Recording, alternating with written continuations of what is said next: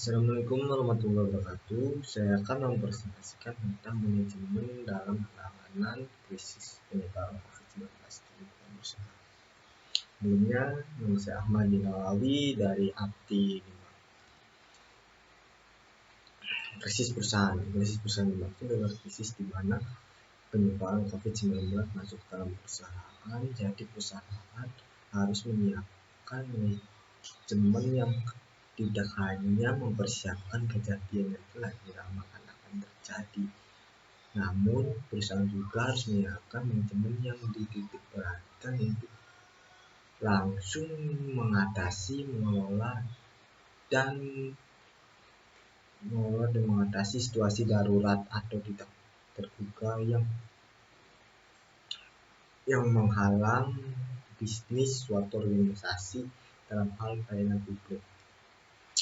Menangani krisis perusahaan di masa pandemi, yaitu pertama mencegah potensi krisis perusahaan atau manajemen krisis, di mana manajemen membuat perencanaan dalam menanggulangi krisis untuk di masa depan. Seperti sekarang saat pandemi, sebenarnya manajemen harus sudah menerapkan perencanaan yang sudah dibuat sebelumnya untuk menghadapi masa pandemi ini terjadi. Yang kedua, penanggulangan krisis atau response to the crisis.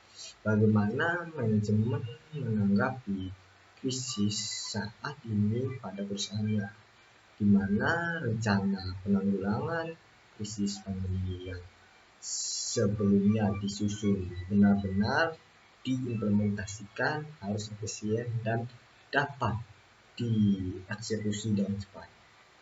Yang ketiga, post krisis, di mana tahap ini krisis pandemi sudah mulai mereda, tetapi proses penanggulangan krisis masih tetap berlanjut.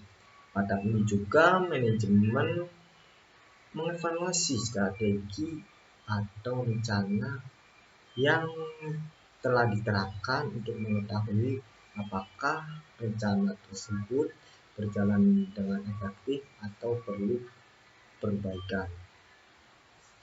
Yang ini menerapkan prosedur pencegahan COVID-19 dalam perusahaan.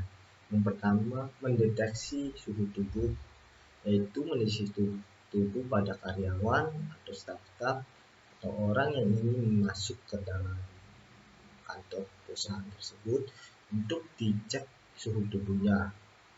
Jika suhu tubuh karyawan atau staf itu mengalami suhu yang tinggi atau panas, bisa dianjurkan untuk langsung memeriksanya ke rumah sakit. Itu untuk mencegahnya supaya apakah itu terinfeksi atau tidak terinfeksi. Yang kedua, mewajibkan memakai masker dan berjaga jarak. Jadi karyawan dan staf atau orang di lingkungan perusahaan harus menggunakan masker dan berjaga jarak agar meminimalisir penyebaran virus COVID-19 ini di lingkungan perusahaan. Yang ketiga, menerapkan cuci tangan teratur dan menyeluruh. Jadi setiap karyawan sebelum masuk ke kantor perusahaan atau setelah beraktivitas di luar perusahaan harus mencuci tangannya terlebih dahulu menggunakan air mengalir dan sabun atau menggunakan hand sanitizer.